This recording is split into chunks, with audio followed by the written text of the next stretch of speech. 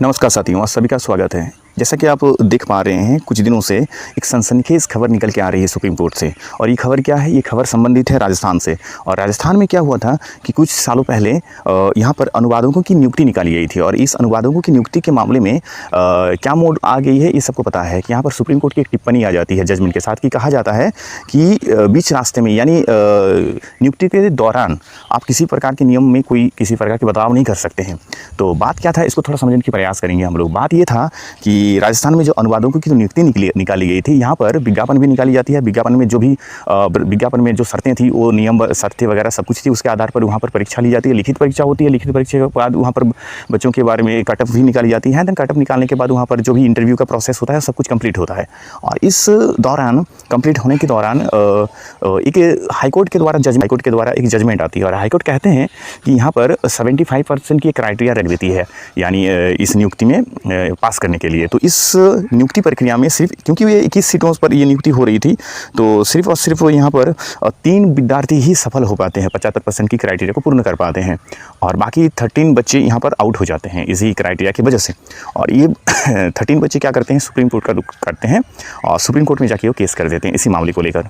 और उसी का जो भी जजमेंट था, वो अभी हाल फिलहाल में आया है सुप्रीम कोर्ट की तरफ से। और यहाँ पर जो सुप्रीम कोर्ट के द्वारा कहा गया था, वो सबके सामने है। और क्या अभी झारखंड के जो विद्यार्थियों में जो चिंता का जो विषय है, वो क्या है?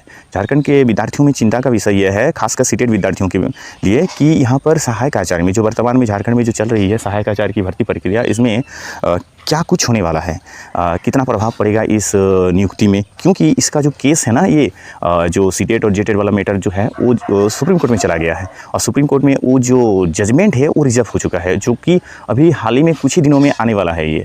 और जिसकी वजह से यहाँ पर विद्यार्थियों में काफ़ी मतलब एक तरह का एक क्यूरियोसिटी आ गया है कि आखिर इसमें क्या संभावनाएं होगी, क्या होगा, क्या प्रभावित होगा, क्या इसमें जजमेंट कितना कुछ होगा, क्या नहीं होगा। तो उसी के बारे में बात कर रहे हैं। चलिए, यहाँ पर बात आती है कि राजस्थान के मामले में था क्या। राजस्थान के मामले में विज्ञापन निकाली जाती है, विज्ञापन के आधार पर परीक्षा होती है, उसके बाद इंटरव्यू होता है, फिर बीच में एक तरह का अलग क्राइटेरिया आ जाता है, जो भी जजमेंट आता है। अब यहाँ पर झारखंड के जो नियुक्ति मामला चल रहा है, यहाँ पर सहायक आचार्य वाला जो नियुक्ति है, जो कि अभी सुप्रीम कोर्ट में वर्तमान में चला गया है और रिजर्व हो गया है, इस मामले में कुछ अलग है। इस मामले में इसलिए अलग है क्योंकि यहाँ पर विज्ञापन में ही संशोधन कर दिया गया है। ऐसा नहीं है कि यहाँ पर अंतिम दौर में नियुक्ति प्रक्रिया का जो अंतिम दौर होता है, वहाँ पर जाके कुछ ऐसे जजमेंट आ जाता है जिस वजह से वहाँ पर कई विद्यार्थियों को प्रभावित होना पड़ रहा है। ऐसा कुछ नहीं था यहाँ पर, क्योंकि हाईकोर्ट जो है, रांची हाईकोर्ट के द्वारा एक जजमेंट आती है सीटेट के मामले में, क्योंकि उससे पहले भी काफ़ी बार यहाँ पर बदलाव की जा चुकी है, लेकिन विज्ञापन में बदलाव की जा चुकी है। क्योंकि यहाँ पर किसी प्रकार का जो नियुक्ति प्रक्रिया होता है ना, वो सीधे सीधे विज्ञापन से शुरुआत होती है। तो शुरुआत में ही इस पर जब संशोधन किया जाता है, तो इस पर कोई बड़ी बात नहीं होती है, क्योंकि वो विज्ञापन में संशोधित किया जाता है। तो विज्ञापन में यहाँ पर संशोधन किया जाता है। जब जजमेंट आ जाती है हाईकोर्ट के द्वारा, तो हाईकोर्ट का जजमेंट के आधार पर यहाँ पर जेएसएससी जो परीक्षा ली जा रही है, सहायक आचार्य की परीक्षा जेएसएससी के द्वारा, तो जेएसएससी ने क्या किया, नियुक्ति की जो विज्ञापन है, इस विज्ञापन को फिर से संशोधित करते हैं और सीटेट को इसमें शामिल कर देते हैं, जिस तरह का जजमेंट हाईकोर्ट के द्वारा दिया जाता है। और इसी के साथ नियुक्ति की प्रक्रिया शुरू होती है। और परीक्षा सभी प्रकार के बच्चे देते हैं, चाहे जेटेट हो चाहे सीटेट हो, दोनों ही प्रकार के बच्चे देते हैं यहाँ पर। और जो भी जजमेंट के आधार पर देते हैं, किसी भी तरह की किसी को कोई समस्या नहीं होती है।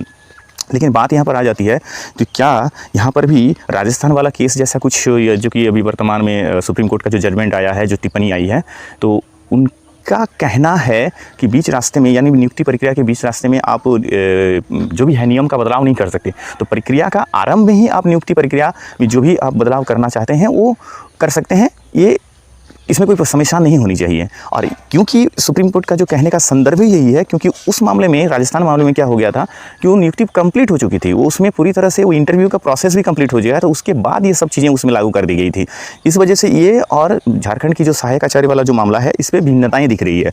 और क्योंकि यहाँ पर विज्ञापन में संशोधन करके यहाँ पर परीक्षा ली गई है, तो इसमें कोई समस्या आने वाली बात नहीं है। और एक बात है कि सुप्रीम कोर्ट का एक बहुत ही अच्छा एक पॉइंट यहाँ पर दिया है इस जजमेंट के साथ, कि आप जो कि आर्टिकल 14 है, जो कि आप समानता का अधिकार की बात करते हैं, तो समानता का अधिकार का वायलेशन नहीं होना चाहिए। अगर बीच रास्ते में अगर किसी प्रकार की नियुक्ति प्रक्रिया में अगर बदलाव होता है, तो यहाँ पर अगर आप देखिएगा, तो यहाँ पर आर्टिकल 14 का तो बिल्कुल ही वायलेशन नहीं हुआ है, बल्कि उनको सपोर्ट किया गया है और सपोर्ट की वजह से ही इसको शामिल किया गया है। क्योंकि यहाँ पर आर्टिकल 14 का वायलेशन हो रहा था झारखंड में सहायक आचार्य के मामले में, तो क्योंकि वहाँ पर आर्टिकल 14 का सपोर्ट हो रहा है, क्योंकि समानता के अधिकार के तौर के कारण ही यहाँ पर सीटेट को भी यहाँ पर मान्यता दी गई थी। और एक बात बड़ी पॉइंट है, क्योंकि यहाँ विज्ञापन पर ही संशोधन करके यहाँ पर लाया गया था, तो इसलिए कोई समस्या होने की इसमें उम्मीद नहीं दिख रही है।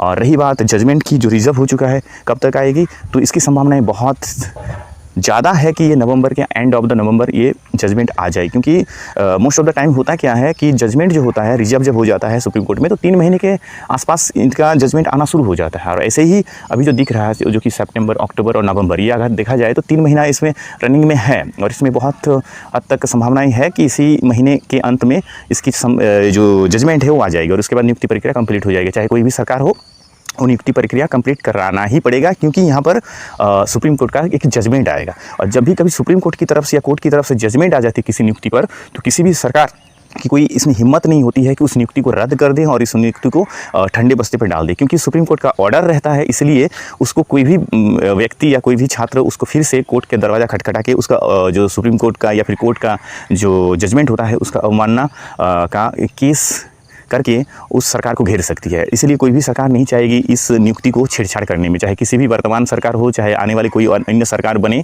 किसी की भी इसमें किसी भी तरह का कोई रद्द करने वाली या फिर इसमें कोई बदलाव करने वाली बात नहीं हो सकती है, जो कि अभी प्रबल संभावना है कि बहुत जल्दी इसकी जजमेंट आ जाएगी। इसी उम्मीद के साथ आज के लिए इतना ही।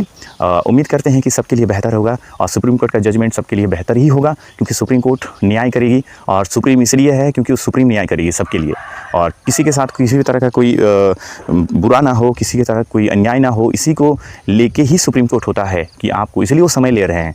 और समय लेने का अर्थ ही होता है कि आप उस पर जजमेंट ज़रूर, वो बहुत भली भांति समझ कर ही वो आपको जजमेंट देंगे।